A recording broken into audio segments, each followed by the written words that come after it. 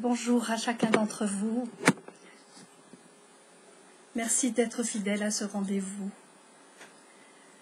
Alors aujourd'hui, je voudrais aborder un thème qui me semble important, qui est la nécessité d'avoir un père. Nous sommes confrontés en ce moment à deux événements remarquables et qui semblent contradictoires. D'un côté, de plus en plus de personnes recherchent leur géniteur. Tous ceux qui ont été abandonnés à la naissance ou dont le père est absent pour une raison ou une autre, grâce à l'ADN particulièrement, cherchent de manière un peu fébrile des fois, et comme si ça s'imposait à eux, d'aller rechercher leurs racines et d'aller chercher donc qui est leur père. C'est quelque chose qui semble vraiment très important. Et parallèlement, on assiste à ce mouvement qui a l'air de vouloir se généraliser, de ces femmes qui réclament le droit à l'enfant et donc qui veulent faire un enfant, mais qui choisissent de le faire sans père, avec le risque de faire de ces enfants des orphelins. Donc en fait, le thème de ce soir, c'est un thème sur le fait que nous sommes orphelins de père, trop souvent. Et nous allons essayer de voir un peu pourquoi. Donc je demande à l'Esprit Saint de nous aider, de nous éclairer, parce que lui seul peut nous convaincre de l'amour du Père, lui seul peut nous ramener au Père, lui seul peut nous parler de ce mystère de paternité que nous trouvons en Dieu et que nous trouvons dans la Bible. Car les notions que nous avons sur la paternité peuvent être très fausses, vraiment fausses. Alors, pourquoi parler de ça à l'heure actuelle ? C'est justement parce qu'il y a une urgence à alerter nos concitoyens et à enseigner aussi, enseigner à nos enfants, enseigner à la génération qui va nous suivre, des réalités, des bases qui sont essentielles parce que la confusion est trop importante. Alors, je parlais des personnes qui ont été abandonnés à la naissance et donc n'ont pas connu leurs parents biologiques, ou les personnes dont le père a disparu pour une raison ou pour une autre, et lorsque elles apprennent par exemple que leur père adoptif n'est pas le leur, même si ce père a été quelqu'un d'aimant, il y a comme quelque chose qui les pousse à aller quand même chercher partir donc à la recherche de leur géniteur. C'est comme si le fait de ne pas connaître son vrai père entravait leur désir de vivre. Il y a quelque chose qui les entrave. Donc on assiste à ce nouveau mouvement et on en parle donc un peu partout, comme s'il y avait cette nécessité de retrouver ses racines dans un monde où tout est fluctuant. On a besoin de retrouver des bases solides. Et le fait de retrouver ses ascendants, ça fait partie de ces racines sur lesquelles on a besoin, dont on a besoin pour pouvoir se construire. Et d'autant plus à une époque où les familles se disloquent pour former de nouvelles familles recomposées, etc. La confusion peut s'installer dans le cœur des enfants. Ils ont besoin de savoir qui est leur vrai père. Et nous avons tous besoin de savoir qui est notre vrai père. Quitte à être déçus par ce père quand on le retrouve. Et donc, même s'ils ont été adoptés, aimés par leur père adoptif, dont on pourrait penser que c'est lui le vrai père, l'enfant a quand même besoin de savoir. Quitte à être déçu. Alors, tout ça, c'est parce qu'on a besoin de comprendre les comportements de ce père qui nous a abandonnés pour retrouver un minimum d'estime de soi-même. Parce que le fait d'avoir été abandonné provoque une blessure d'abandon. C'est la blessure la plus terrible qui soit. Et les études scientifiques de plus en plus poussées à l'heure actuelle et qui sont faites sur le développement normale de la personne humaine, mettent en évidence le fait qu'un enfant a besoin de ses deux parents pour se développer normalement et parvenir à l'âge adulte sur le plan affectif et émotionnel particulièrement. Mais nous verrons aussi que c'est sur le plan spirituel, nous en avons énormément besoin. Alors, quel est le rôle du père? Pourquoi est-ce qu'on a tellement besoin d'avoir un père? Pourquoi est-ce que c'est vital d'avoir un père? Parce qu'on pourrait dire, mais quelle importance! Non, justement, toutes les recherches scientifiques vont mettre en avant les difficultés que nous rencontrons quand on est comme tronqué d'un de nos parents. Jusqu'à l'âge de 2 ans à peu près, l'enfant il développe un lien fusionnel avec sa mère. C'est quelque chose de normal, il vit dans une sorte de symbiose, et c'est un lien, voilà, un lien de fusion. Et il ne sait pas qu'il existe en dehors de sa mère, qu'il existe en dehors d'elle. Cette situation, en général, elle plaît à la mère, qui cherche inconsciemment à s'accaparer, s'approprier l'enfant. C'est quelque chose, c'est presque une réaction naturelle de la part des mères. C'est mon enfant, je lui suis attachée, on est fusionnel, et c'est quelque chose qui est bon dans les 2 premières années de la vie, mais il y a un moment donné où ce lien doit se rompre si on veut que la personne de l'enfant puisse se développer normalement.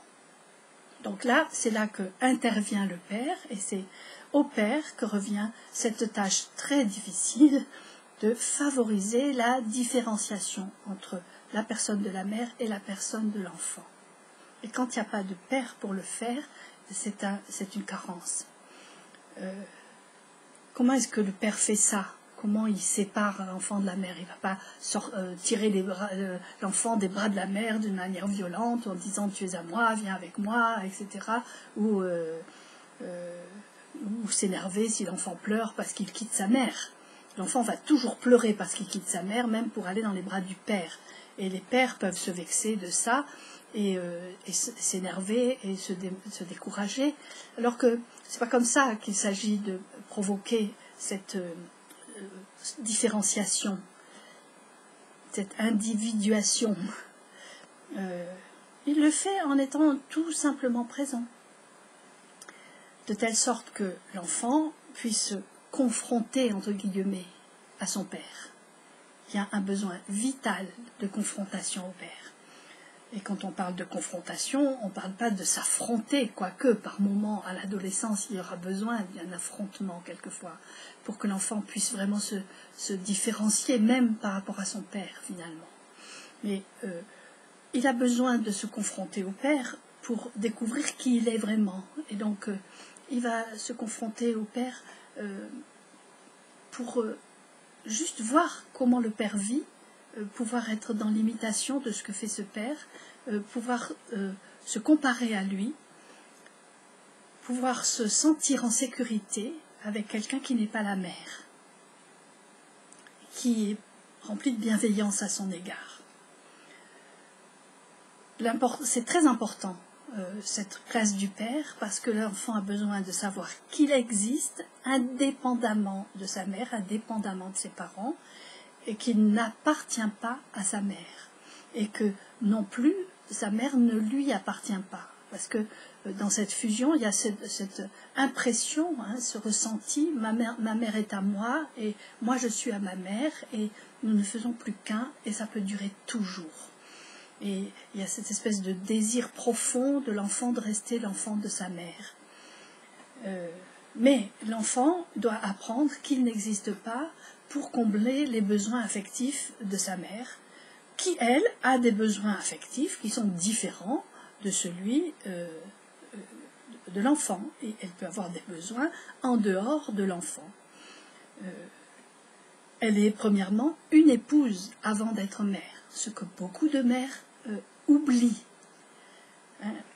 Elle se marie pour être une épouse, et puis l'enfant vient, et voilà, il y a cette réaction naturelle de fusion avec l'enfant, le père étant comme exclu de cette relation privilégiée entre la mère et l'enfant, Et c'est quelque chose qui est douloureux pour tout le monde, pour le père comme pour l'enfant, comme pour la mère, sans qu'on s'en rende compte. Dès le départ, il faut que les mères apprennent à lâcher déjà leur enfant, et le père est là pour permettre à la mère de lâcher. Si elle veut bien jouer le jeu, et si tous les deux, ils jouent le jeu d'une manière toute simple.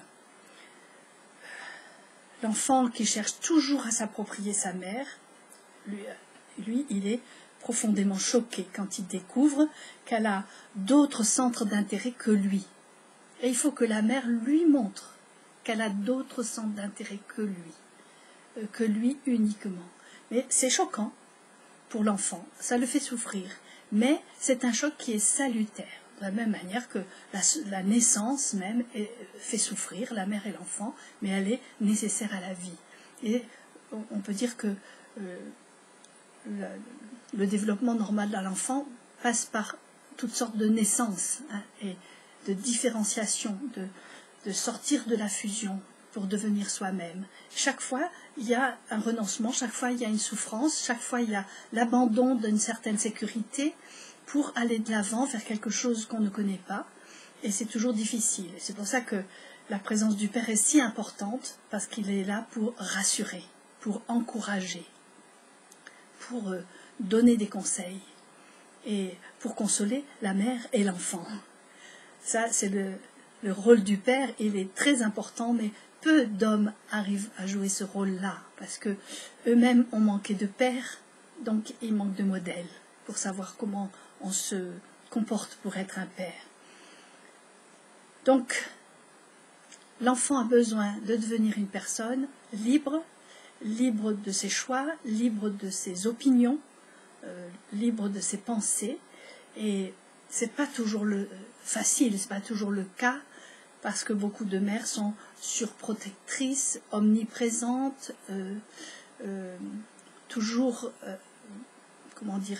effrayées, toujours avec cette peur que l'enfant souffre, et en rajoutant pour le protéger, comme si elle avait un pouvoir pour protéger son enfant contre le mal, contre le malheur, contre la souffrance, et elle ne sait pas à quel point le fait d'être ainsi trop omniprésente et surprotectrice peut faire terriblement souffrir un enfant, et même faire de lui comme un orphelin alors qu'il a sa mère. Ça, c'est un mystère extraordinaire, mais ça, c'est une découverte scientifique, hein, sur le développement psychologique d'un enfant. Et si la mère et le père ne respectent pas ce développement normal de l'enfant, avec la différenciation normale, avec la prise de distance régulière, il y aura des entraves, il y aura des blocages, il y aura des névroses, il y aura des souffrances à la clé. Donc voilà, c'est le père qui doit favoriser cette séparation nécessaire, et pas seulement nécessaire, vitale, absolument vitale. Donc, si ce processus normal de séparation ne se fait pas, c'est alors qu'apparaissent des troubles, des blocages, comme je disais, des confusions identitaires. Et c'est à cause du fait que beaucoup de gens sont malades, sont névrosés, souffrent beaucoup, ne comprennent pas quelles sont leurs réactions, pourquoi ils sont habités par de la colère, de la haine, de l'irritabilité, ou sont dépressifs facilement, ou ont des hauts et des bas, sans parler d'être bipolaires, mais ont des moments où ils sont bien, puis des moments où ils sont vraiment pas bien. Pourquoi est-ce qu'on fonctionne comme ça? On ne comprend pas, alors on va consulter des psys, et les études psychologiques. Si on creuse bien, si on creuse la vie de la personne, on va découvrir qu'il y a une carence affective, et en particulier une carence à cause de l'absence de père. Les pères sont absents, mais pas forcément parce qu'ils sont morts ou disparus, ou parce qu'ils ont abandonné l'enfant, mais c'est parce qu'ils ne savent plus être père.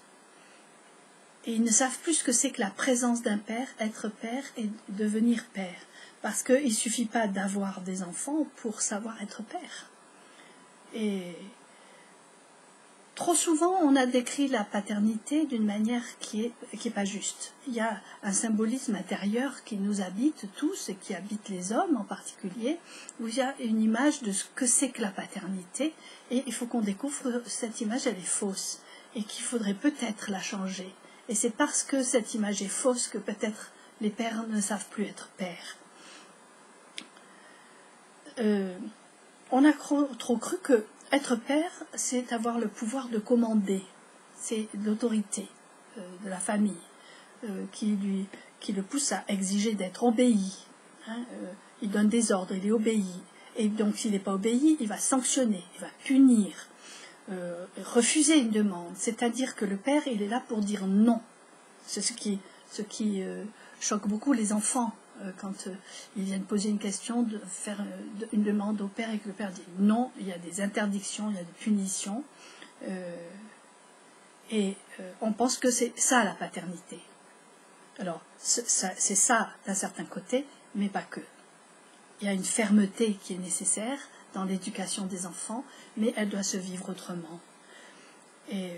Parce que même les pères spirituels croient que l'autorité c'est ça. Je te donne un ordre, tu dois obéir. Si tu n'obéis pas, c'est que tu transgresses. Finalement, tu transgresses la volonté de Dieu. Très souvent, il y a une espèce de manipulation comme ça. Si tu veux être aimé, tu obéis, tu es gentil, tu fais ce qu'on te dit. Et on croit qu'exercer une autorité comme ça, c'est exercer une paternité. Et ça, c'est quelque chose qui est faux. Et il y a des mères, celles qui élèvent leurs enfants seules, parce qu'elles sont seules, pour toutes sortes de raisons, et qu'elles sont seules à élever leurs enfants, alors elles ont l'impression qu'il faut qu'elles pallient l'absence du père, et elles vont essayer de remplacer. Et elles vont se comporter en essayant d'imiter ce qu'elles croient être la paternité. Donc on va assister à une sorte de mimétisme qui peut être très très toxique, et qui n'est pas juste, de cette fausse paternité. Alors elles deviennent autoritaires, elles deviennent exigeantes, elles sont intraitables, elles sont rigides. En psychanalyse, on appellerait ça des femmes qui deviennent phalliques. C'est une fausse virilité. Ce n'est pas ça qui est demandé. De toute façon, une mère ne peut pas remplacer un père, c'est impossible. Un homme et une femme ne sont pas interchangeables. Le rôle d'un père et le rôle d'une mère ne sont pas interchangeables. C'est comme ça. On peut vouloir que ce soit autrement, mais si on ne veut pas que ce soit comme ça, on va rentrer dans la confusion. Parce que c'est des choses qui ont été mises en place comme ça quand on a été créé, quand Dieu a créé l'humanité. Il a mis en place des choses merveilleuses, des choses équilibrées, bien équilibrées, tout ça pour notre épanouissement naturel vers notre personne. Et vers une personne qui peut vivre libre et heureuse. Toutes ces choses sont mises en place pour ça, mais voilà qu'on voudrait sortir de ces cadres. Donc le rôle du père, ça va être de pouvoir remettre des cadres dans la fermeté, mais à la manière de Dieu, c'est-à-dire dans une grande compassion, une grande bienveillance. Donc, pour définir la vraie paternité, est-ce qu'on pourrait oser parler de bienveillance, de paroles d'encouragement, de présence attentive, de joie à partager, de jeu, d'apprentissage, de transmission de savoir, de modèle à imiter? Ça nous touche d'entendre ça, vous ne croyez pas? Et en allant encore un peu plus loin, quitte à choquer, si la vraie paternité, à l'exemple de celle de notre Père Céleste, consistait à accepter finalement d'être un peu maltraité par ses enfants pour qu'ils deviennent eux-mêmes. Comme le Christ, qui est l'image du Père. Il disait lui-même, qui m'a vu, a vu le Père. C'est vraiment l'image parfaite du Père. Qui, en se laissant maltraiter par nous, nous a délivrés et guéris de la haine et de la violence. En sa chair, il a tué la haine. En sa chair, il a tué la haine. Mais c'est parce qu'il s'est laissé maltraiter. Il a tendu son dos au cou, ses mains au clou, son dos au fouet. Il a accepté que la haine qui était dans nos cœurs se déverse sur lui, et ce faisant, il nous en a délivrés.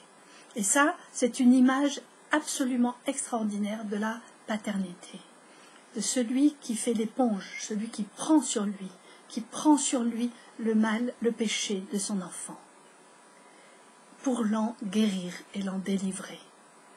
Donc, est-ce que le Père ne serait pas celui qui sait se maîtriser? Il dit de lui-même, Dieu, quand Moïse lui demande quel est ton nom, il lui dit, je suis le Dieu miséricordieux, lent à la colère et plein d'amour. Lent à la colère.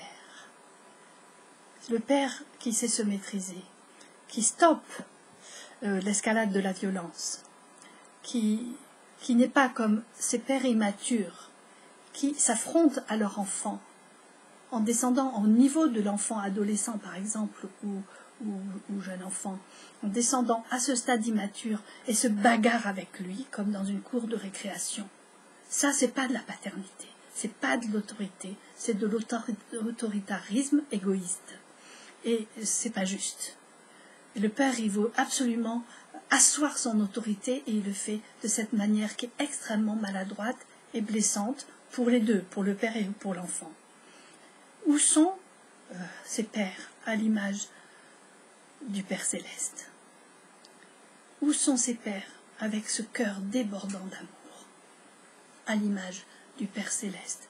Ces pères attentifs, absolument présents, intéressés par les détails de la vie de leur enfant. Les pères sont trop absents de la vie de leurs enfants et trop accaparés par leurs propres préoccupations. Ça, c'est quelque chose qu'on est obligé de constater et dont nous avons tous souffert. Donc les pères qui sont comme ça n'ont aucune idée, mais aucune idée de la souffrance profonde et de la solitude de leurs enfants, qui ne se sentent pas aimés. On a besoin d'avoir un regard paternel, attentif, pour se sentir vraiment aimé. Le regard et les bras de la mère ne suffisent pas. C'est comme ça. D'autant plus que les bras de la mère peuvent être plus une prison qu'un refuge. Et c'est là que c'est toute la difficulté. La mère qui peut ouvrir les bras, accueillir l'enfant, mais les lâcher pour le laisser vivre ce qu'il a à vivre, sera la mère qui montrera le plus d'amour.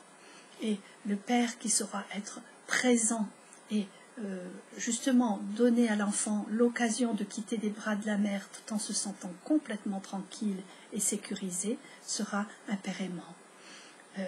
C'est très difficile, on le sait bien que c'est difficile, et que on ne sait pas comment ainsi pouvoir bénir nos enfants, c'est-à-dire pouvoir prononcer les paroles adéquates au bon moment à l'enfant, au lieu de pratiquer cet autoritarisme et puis souvent un dénigrement de l'enfant.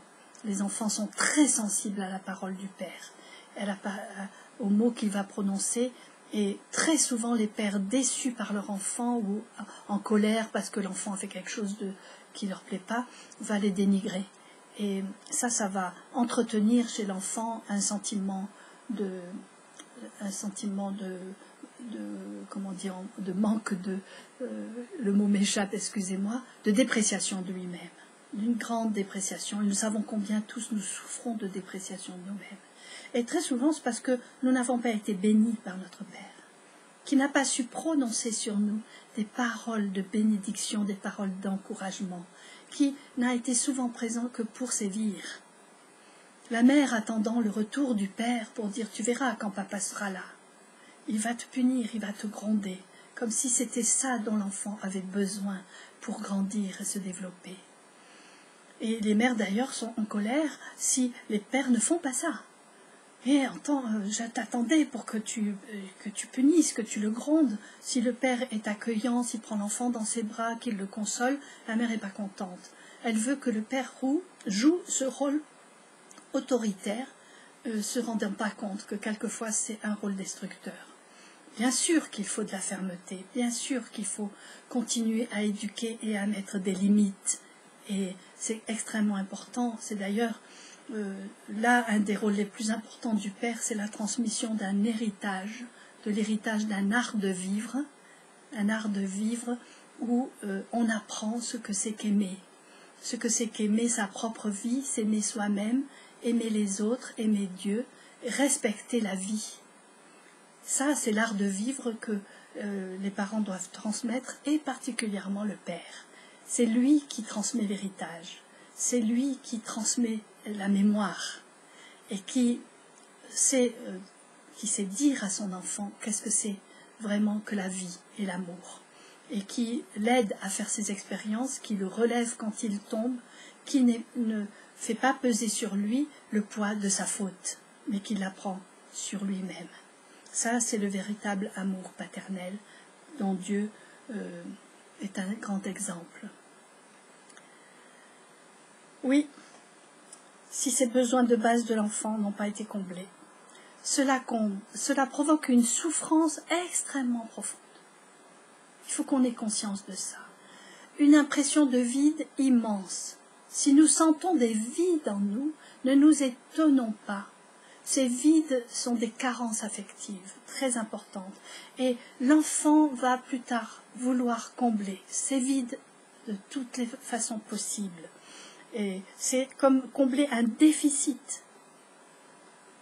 Et donc, on sait que dans le monde dans lequel on vit, il y a toutes sortes de tentations qui vont se présenter à lui, et il va rentrer dans des conduites d'addiction qui peuvent devenir très graves. Donc, ces conduites d'addiction que sont la cigarette, la drogue, l'alcool, mais particulièrement à l'heure actuelle, une des addictions les plus terribles qui se présente à nos enfants, c'est la pornographie. Ce sont des choses qui existaient autrefois, mais pas d'une manière aussi grave qu'à l'heure actuelle. C'est quelque chose, c'est un phénomène absolument terrible, et où nos enfants souffrent terriblement. Ils deviennent addicts à la pornographie.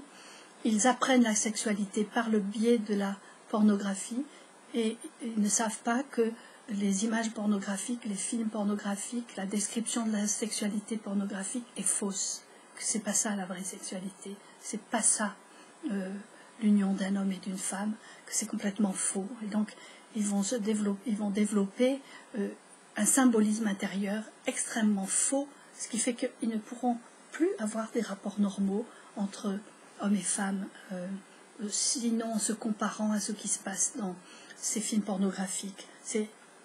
Et puis, tout ça aboutit à des confusions identitaires assez graves.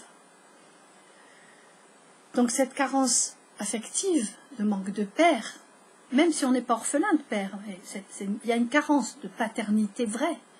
Elle se caractérise par de puissants sentiments négatifs. Donc il ne faut pas qu'on s'étonne si nos enfants, surtout les préadolescents, les adolescents, il ne faut pas qu'on s'étonne s'ils développent en eux une sorte de manque de bon sens et de faculté de raisonnement, comme s'ils étaient devenus bornés, comme s'ils n'arrivaient plus à réfléchir. Ils sont paralysés, ils sont parasités. Et ils sont parasités par des sentiments, par des émotions, comme l'envie, la colère, la haine, le rejet. Et il se peut que ce soit les seules émotions qu'ils ressentent. Ils ne sont pas capables de sentir la compassion, de sentir l'amour, de ressentir la tendresse. Ils sont comme allergiques à la tendresse, d'ailleurs. Et c'est très curieux de voir nos enfants s'enfermer comme ça et ne plus ressentir que ce genre d'émotions. Ou alors, ce qui se passe, c'est que cette carence affective fait qu'ils ne pourront pas faire autrement que d'érotiser toutes leurs relations. Donc il n'y a plus d'amitié vraiment possible, que ce soit entre garçons ou filles ou entre garçons, il n'y a plus d'amitié possible, il y a comme quelque chose qui les pousse à érotiser, et ils s'entraînent les uns les autres à le faire aussi. Donc on ne sait plus avoir des rapports humains sans chercher une érotisation. ça c'est grave parce que ça se perpétue jusqu'à l'âge adulte et on voit quels sont les comportements des adultes à l'heure actuelle. Alors en même temps, on essaye de sévir et de dire que le harcèlement sexuel c'est quelque chose de terrible et qu'il ne faut plus pas que ça continue, mais on ne donne aucun moyen à ces personnes pour guérir de la cause profonde du fait qu'ils sont en train tout le temps d'érotiser et où leurs pulsions deviennent des compulsions contre lesquelles ils n'ont aucun pouvoir. Ce n'est pas par la volonté qu'on en guérit comme pour toute forme d'addiction. C'est quelque chose de plus profond, il y a un traitement plus profond qu'il faut faire. Alors, vous comprenez comment l'absence de père peut être quelque chose de grave, de dramatique. Il y a quelque chose qui est très important que les pères doivent faire, c'est ils ont comme tâche de bénir leur enfant. Et cette bénédiction, c'est ça que les enfants recherchent. D'une manière presque fébrile, les enfants sont en manque de bénédiction. Ils se sentent maudits, en quelque sorte. Ils se débattent comme ils peuvent dans ce monde. Nos enfants ne sont pas heureux. Ils ne sont pas heureux.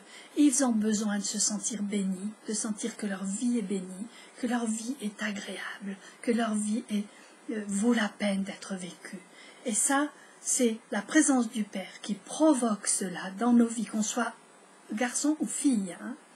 Le Père, dans son regard, dans sa parole, dans sa présence, dans ses encouragements, dans la parole dite à propos, va permettre que le bonheur de vivre s'installe. Et ça, à l'heure actuelle, les pères ne savent pas transmettre le bonheur de vivre. On met sur les enfants des fardeaux très lourds. On leur dit voilà comment tu dois faire, voilà comment tu dois être, voilà ce qu'il faut faire. On leur donne des activités énormes. Ils ont des agendas absolument épouvantablement remplis. Ils n'ont plus de temps à eux.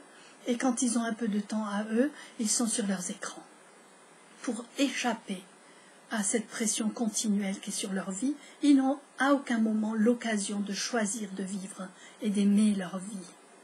Et ça, la présence aimante du Père, elle est là pour ça. Et donc, parce qu'il y a une bénédiction paternelle particulière pour chaque enfant qui va permettre à l'enfant d'être propulsé dans sa propre vie et d'aimer sa propre vie telle qu'elle est, même si cette vie est faite de difficultés, qu'elle est difficile, qu'il y a des choix pas faciles, qu'il y a des obstacles.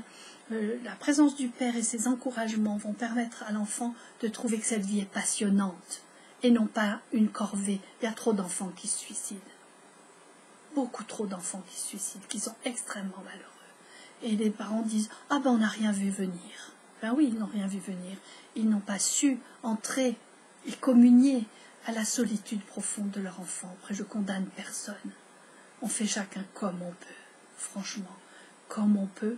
Mais il y a des réalités et il y a des choses qu'on peut peut-être un peu travailler et redresser. Nous avons tous besoin de redécouvrir ce que c'est que la vraie paternité, qu'on soit homme ou femme. Et nous savons très bien, nous, en tant que chrétiens, que la vraie paternité, nous la trouvons en Dieu. En précisant bien que ce n'est pas Jésus qui est venu nous enseigner le Père. Le Père était déjà enseigné depuis le départ. Toute la Bible est remplie de l'image du Père, que Dieu est réellement un Père, qu'il se conduit envers nous comme un Père et comme une mère aussi, qui a en lui ce masculin et ce féminin qui fait que nous pouvons trouver en lui la plénitude de notre personne, la plénitude de l'image que nous devons imiter et qui nous habite aussi. Et c'est quelque chose de primordial, cet équilibre entre le féminin et le masculin, et cet équilibre qui est entre l'homme et la femme, et entre le père et la mère, et qui permet à l'enfant de trouver son propre équilibre et de trouver sa propre identité, de pouvoir accepter sa vie telle qu'elle est. Trop de jeunes à l'heure actuelle ne peuvent pas dire oui à leur vie parce que ils n'ont pas été encouragés. Donc, ils sont tellement angoissés, ils détestent tellement leur vie, se détestent tellement eux-mêmes, que ça passe par la détestation de son propre corps et de la détestation de sa propre identité. avec cette impression d'être quelqu'un d'autre et de ne pouvoir vivre qu'en devenant quelqu'un d'autre. Ça, c'est extrêmement grave.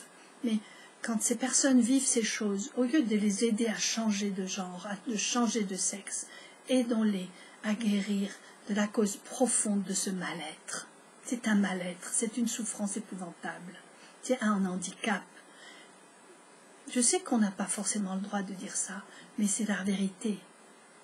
Et les personnes qui en souffrent le savent dans leur fort intérieur, même si elles cherchent à le nier. Et il est important que nous, chrétiens, nous disions ces vérités, que nous les redisions. Il n'y a pas de condamnation, il n'y a pas de rejet. Nous en sommes tous au même point. Nous avons tous besoin d'être établis dans notre véritable identité d'enfants de Dieu et d'accepter la vie que Dieu nous a choisie, en quelque sorte, de l'accepter au lieu de se heurter à nos limites comme si c'était des enfermements, comme si c'était un emprisonnement. Dieu ne nous emprisonne pas.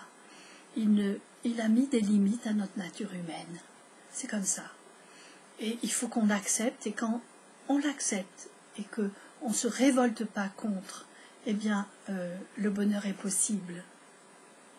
C'est important de le dire. On ne va pas se révolter contre le fait qu'on ne peut pas respirer sous l'eau d'une manière naturelle. On ne va pas se révolter contre le fait qu'on ne peut pas voler d'une manière naturelle. Qu'on a besoin, qu'on est vulnérable, nous les êtres humains. On a besoin de s'habiller pour avoir chaud.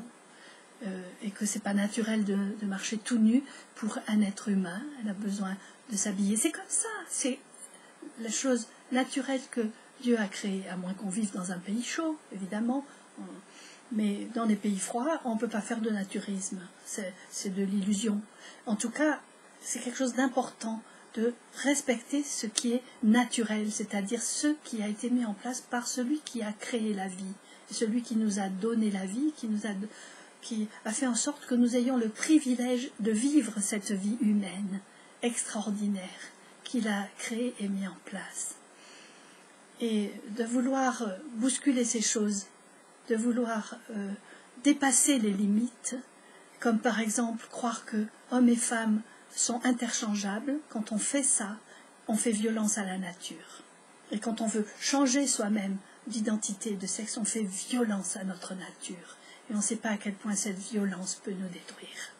Même si, dans un premier temps, on va avoir l'impression d'un apaisement et d'une construction de notre être. Mais c'est une fausse personne qui se met en place. C'est des rôles qu'on joue. Et c'est terrible d'être obligé sans arrêt de jouer des rôles et de ne pas être soi-même. Et d'être comme abusé par l'illusion d'être quelqu'un d'autre. C'est une souffrance épouvantable. Donc, quand un père bénit son enfant, c'est quelque chose d'important parce qu'il le propulse comme prophétiquement dans sa vie, et le père qui veut bénir son enfant est dans l'obligation de se brancher sur le Père Céleste, de demander au Père Céleste « Qu'est-ce que tu as comme projet pour cet enfant que tu m'as confié ?» Moi-même, je ne suis pas capable de le savoir. J'ai des aspirations pour lui, j'ai des désirs. Je veux qu'il réussisse sa vie, mais je suis trop imprégnée par les désirs mondains, par les désirs du monde. Je veux une réussite matérielle, une réussite intellectuelle. Mais en fait, je peux me tromper. Mais j'ai besoin que toi, mon Père Céleste, tu me dises ce que tu attends de cet enfant, ce que tu as comme projet pour lui. Et que comme ça, je puisse l'aider à adhérer à ce que tu as mis en place, à cette volonté sainte contre laquelle je ne veux pas me révolter, et je veux lui apprendre à ne pas se révolter contre ta volonté, mais à l'accueillir avec joie, de telle sorte que la joie de vivre soit possible. Donc cette bénédiction particulière est importante. Vous savez, on voit dans la Bible, on voit combien les pères ont béni leurs enfants, on voit cette bénédiction patriarcale, la bénédiction de Jacob sur tous ses fils. C'est quelque chose de magnifique. Et ces bénédictions, elles sont encore d'actualité maintenant. Et la bénédiction de Judas, par exemple, et qui qui a donné toute la place au peuple juif. On sait que ces bénédictions données par les patriarches sont des bénédictions essentielles, parce que c'est des bénédictions qui sont branchées sur les désirs de Dieu. Et quand on va écouter Dieu, qu'on se met à son écoute et puis qu'on transmet à l'enfant ce que Dieu nous a dit pour lui, c'est quelque chose d'extrêmement fabuleux. Ça ne peut que construire une personne. Au lieu de rester dans l'irritation, la colère, le rejet de l'enfant, il faut qu'on apprenne à l'accueillir, à être bienveillant, à l'encourager et à lui redire combien sa vie est importante et précieuse. Et ça, personne ne peut le faire si ce n'est le père. Même si la mère peut le faire, évidemment, elle ne va pas s'en priver. Mais quand je vois tous ces problèmes que rencontrent nos jeunes, et l'autre jour il y avait donc une émission sur les sites pornographiques et tout ce qui arrive à nos enfants à l'heure actuelle, une chose était frappante, c'est que dans tous ces forums, dans toutes ces discussions autour de ce thème de la pornographie, à aucun moment il n'a été prononcé le mot de tendresse ou le mot d'amour. Ça, c'est très grave. J'ai écouté des sites aussi à la radio qui ont été mis en place pour que des ados puissent poser leurs questions sur la sexualité à des journalistes, à des gens qui n'ont pas de compétences et qui disent des choses, qui peuvent donner certains conseils, mais à aucun moment je les ai entendus parler d'amour en parlant de la sexualité. C'est très grave d'avoir coupé la génitalité de l'entièreté de la personne et d'en faire en sorte que la sexualité soit de la génitalité et non pas la totalité de la personne qui est impliquée dans ce qu'on appelle la vie sexuelle. C'est quelque chose de terrible. Et donc un des plus merveilleux héritages que nous puissions transmettre à nos enfants et que les pères ont à transmettre à leurs enfants, c'est l'héritage de l'amour, des lois d'amour mises en place par Dieu. Et ces lois d'amour, c'est la mémoire du peuple juif lui-même. C'est au peuple juif qu'a été remis cette mémoire d'amour. Et on a vu, par exemple, la semaine dernière, c'était la fête de Kippour, c'est-à-dire la fête du grand pardon, ce grand jour de jeûne où tous les juifs demandent pardon pour toutes leurs fautes, et pour les fautes de leur famille, la faute de leurs voisins, la faute les fautes du monde entier. Et à cette occasion, il y a des discours qui sont faits, et dans les livres de prière du Kippour, j'ai trouvé des choses intéressantes, très intéressantes justement sur la sexualité, et où ils disent ceci. Pourquoi, je vous le lis, pourquoi est-ce que il n'y a rien de plus sacré que la fonction de la sexualité? C'est parce que son côté bestial, instinctif, dû à la contingence physique de notre condition, au lieu de nous rabaisser au rang de l'animal, doit au contraire nous inciter, grâce à la conscience dont nous sommes dotés, à sublimer l'acte sexuel afin qu'il transcende la condition humaine. Cela s'obtient en évitant, en premier lieu, de ne penser qu'à l'assouvissement d'un désir, et par conséquent, ne pas considérer la femme comme un objet. Comme pour toute autre activité, les rapports sexuels ne doivent pas être accomplis de façon anarchique, incontrôlée, à n'importe quelle fréquence, dans n'importe quelle condition. Dieu a voulu que le peuple juif se démarque des pratiques cananéennes et égyptiennes qui étaient fondées sur la dépravation des mœurs sexuelles. Parmi tous les interdits figure étrangement celui de faire passer son fils ou sa fille devant le Moloch. Cette pratique idolâtre cananéenne qui consiste en effet à sacrifier un être humain au Moloch et dont les conséquences de la même nature, sont de la même nature qu'une déviation sexuelle. Elle souille jusqu'à la mort la descendance de celui qui s'y adonne, en même temps qu'elle profane le nom de Dieu. idolâtrie et débauche procèdent de la même aberration de l'esprit humain, de la même conception perverse. Idolâtrie et débauche sont à tel point liés que la Torah, c'est-à-dire la Bible, par la voix des prophètes, a employé les mêmes mots pour l'infidélité à l'égard de Dieu que l'infidélité conjugale. À cette conception du couple formé par Dieu et Israël fait pendant le couple terre d'Israël et Israël aussi. Si ce dernier ne respecte pas les lois de la vie conjugale, il est, selon l'expression qui est dans la Bible, vomi par sa terre. Voilà, c'était une citation que j'ai trouvée dans le livre de prière de Kippour. C'est quelque chose de très important. Alors, pourquoi parler de cet héritage juif? Parce que les Juifs sont les premiers à qui Dieu s'est révélé. Et ils sont porteurs de la révélation de qui il est pour nous. Eux, les premiers, ont reçu la révélation de qui est Dieu. Ce Dieu que nous servons, c'est le Dieu des Juifs, qui s'est révélé à Israël. Ce Dieu en qui nous croyons, comme étant le Créateur, ce sont les Juifs qui nous l'ont enseigné. Et il nous a enseigné aussi que Dieu s'était révélé comme étant notre Père, ayant tout mis en place de manière aimante, pour que notre vie soit harmonieuse et bénie. Mais lorsque, comme je le disais tout à l'heure, on se révolte contre le Père, on risque de vouloir jouer aux apprentis sorciers. Nous croyons capables de toucher aux origines de la vie impunément. C'est ce que nous sommes en train de faire actuellement. Et lorsqu'on parle des nouvelles lois sur la bioéthique, de quoi parle-t-on vraiment?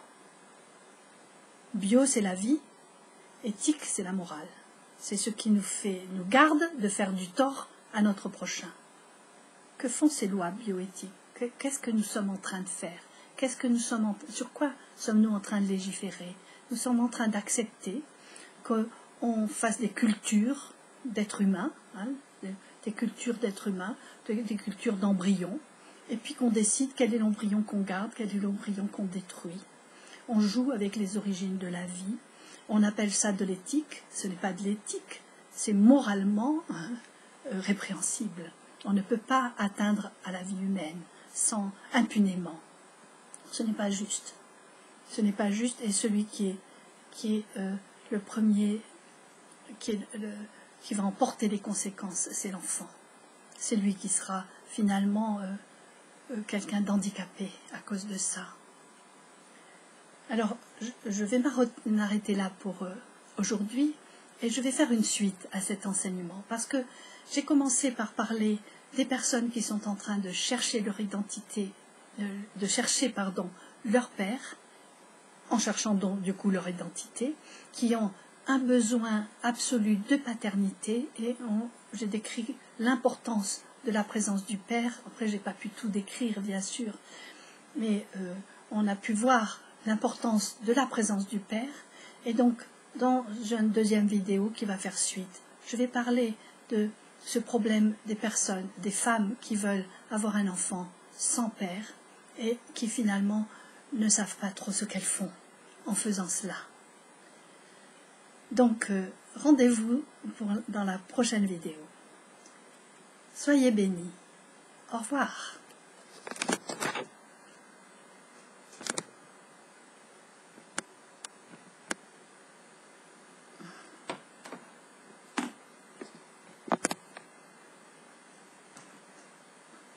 Au revoir.